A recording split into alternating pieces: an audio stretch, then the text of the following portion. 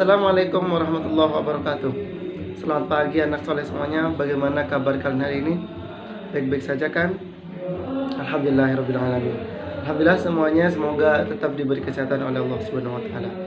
Baik anak soleh, setelah kemarin kita bahas bagaimana Rasulullah melaksanakan dakwah secara sembunyi-sembunyi kepada hanya keluarganya saja, lalu lanjut bagaimana Allah memberi perintah kepada Rasulullah agar melaksanakan dakwah secara terang-terangan. Nah, setelah Rasulullah melaksanakan dakwah secara terang-terangan kepada halayak umum, pada orang kaum Quraisy, banyak dari orang-orang kaum kafir Quraisy tersebut tidak setuju dan tidak suka dengan apa yang telah dilakukan oleh Rasulullah SAW bersama para pengikutnya. Orang-orang tersebut, atau khususnya orang kaum kafir Quraisy, itu sangat membenci terhadap sesuatu yang telah dilakukan, dakwah yang telah dilaksanakan oleh Rasulullah dan pengikutnya. Nah, di sini kita akan bahas bab selanjutnya, yaitu ketabahan Nabi Muhammad SAW dalam berdakwah di halaman 54. Silakan kalian buka bukunya. Nah, anak soleh semuanya,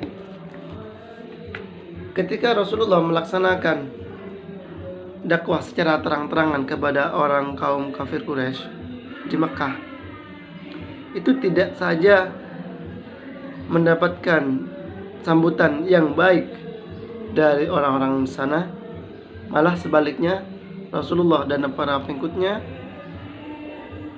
tidak disukai dan dicemooh oleh para penduduk kaum Quraisy. Nah, berikut ini adalah peristiwa yang menunjukkan ketabahan Muhammad dalam berdakwah. Rasulullah sebenarnya sudah tahu, sudah mengerti, sudah berangan-angan ketika beliau mendapatkan perintah agar dakwah secara terang-terangan, karena risiko ini sangatlah besar. Ya, Rasulullah sangat tahu hal itu, tapi Rasulullah mengambil risiko tersebut demi apa? Tiada lain adalah demi tegaknya agama Islam. Yang pertama, ketabahan atas ancaman para penguasa Mekah. Nah, golongan yang paling menentang dengan dakwah yang dilakukan oleh Rasulullah SAW adalah golongan penguasa Mekah. Begitu. Kenapa? Ada beberapa alasan mengapa para penguasa kaum kafir Mekah ini tidak suka dengan yang dilakukan oleh Rasulullah. Salah satunya ialah ketika apabila agama Islam ini muncul dan mengalahkan agama sebelumnya, maka dikhawatirkan para penguasa ini tidak akan mendapatkan keuntungan dari datangnya orang-orang yang pergi ke Mekah. Orang-orang ke Mekah dulunya itu harus bayar tiketnya, keuntungan berdagangnya orang-orang kaum kafir Quraisy. Nah, kalau Islam datang, maka orang-orang tersebut akan tidak ada lagi. Jadi itu sangat merugikan bagi kaum kafir Quraisy. Jadi golongan yang paling menentang ialah golongan penguasa kaum kafir Quraisy. Para penguasa tahu bahwa Rasulullah ini sangat dilindungi oleh pamannya, yaitu Abu Thalib. Sangat tahu, karena pada saat itu Abu Thalib menjadi pemimpin kaum kafir Quraisy. Pada saat itu paman Nabi ini menjadi pemimpin kaum kafir Quraisy, dan Rasulullah sangat dilindungi, sangat dicintai oleh pamannya tersebut. Mereka berusaha untuk memisahkan Abu Thalib dengan Nabi Muhammad. Mereka mengancam Abu Thalib untuk membuat pilihan. Hanya Abu Thalib ini didesak oleh orang-orang kaum kafir Quraisy agar menghentikan dakwah Nabi Muhammad SAW. Tapi Nabi Muhammad SAW tetap bersiteguh, tetap tegas, tidak akan mundur, tidak akan pantang menyerah demi tegaknya agama Islam. Sampai-sampai ketika Abu Thalib berkata kepada Nabi Muhammad, "Wahai Muhammad, hentikanlah dakwahmu.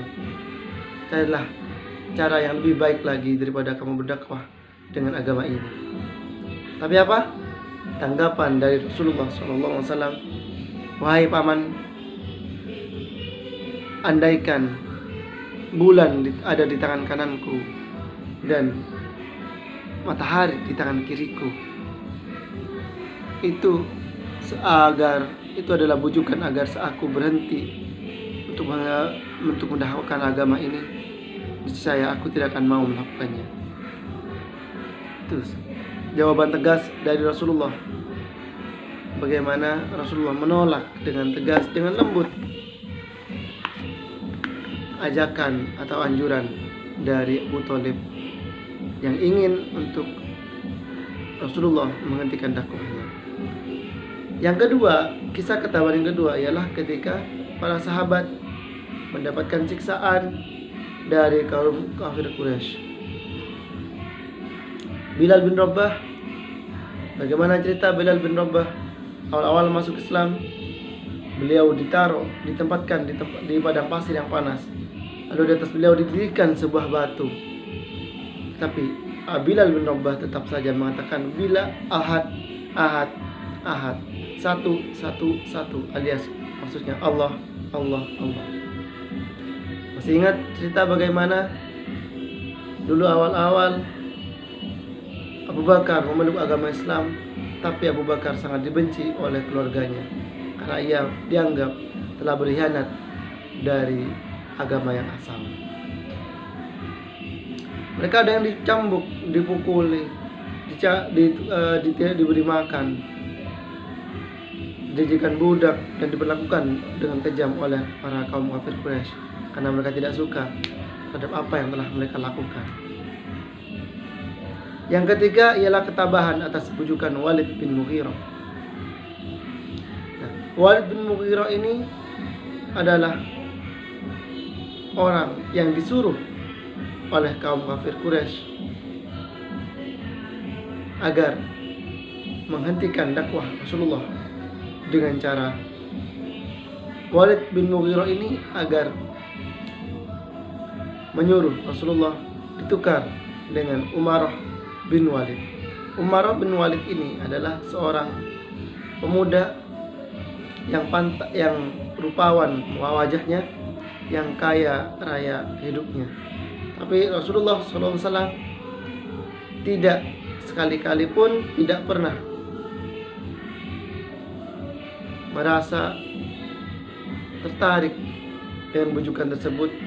Bahkan Rasulullah menolak dengan tegas ajakan yang dilaksanakan oleh Walid bin Mughirah ini. Yang keempat ialah bujukan dari Utbah bin Rabi'ah. Utbah bin Rabi'ah ini adalah salah satu solusi yang diberikan oleh kaum kafir Quraisy agar menghentikan dakwah Nabi Muhammad. Itu dengan cara Utbah bin Rabi'ah ini menawarkan kepada Nabi Muhammad agar menghentikan dakwahnya dengan cara menawarkan harta, kekayaan yang banyak, kedudukan yang tinggi, serta seorang wanita pilihan yang sangat rupawan wajahnya ditawarkan kepada Nabi Muhammad dengan syarat Nabi Muhammad harus menghentikan dakwah ini. Tapi apa yang terjadi? Lagi-lagi Rasulullah tetap berpegang teguh, bagaikan tembok kokoh, tidak bisa ditebus, tidak bisa ditembus oleh kaum kafir Quraisy. Nah, beginilah salah satu ketabahan yang dilakukan oleh Rasulullah SAW ketika ingin berdakwah secara terang-terangan, mengenalkan agama Islam secara luas demi perintah yang telah dilaksanakan oleh Allah Subhanahu wa taala. Nah, ini menjadi pelajaran buat kita, yaitu agar kita selalu teguh dan bersikeras menguatkan iman kita, menambahkan iman kita, walaupun kita diuji oleh harta, walaupun diuji oleh tahta dan wanita, walaupun diuji oleh bujukan para penguasa, tapi kita harus tetap memegang teguh agama Islam ini.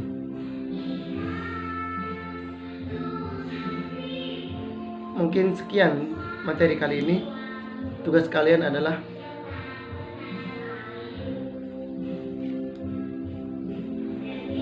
tuliskan satu saja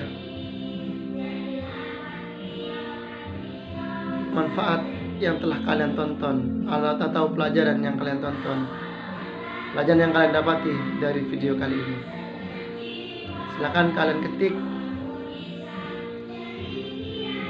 lalu dikirim ke WA Bapak seperti biasa. Baik, cukup sekian materi kali ini. Semoga bermanfaat. Wabillahi taufiq wal hidayah. Wassalamualaikum warahmatullahi wabarakatuh.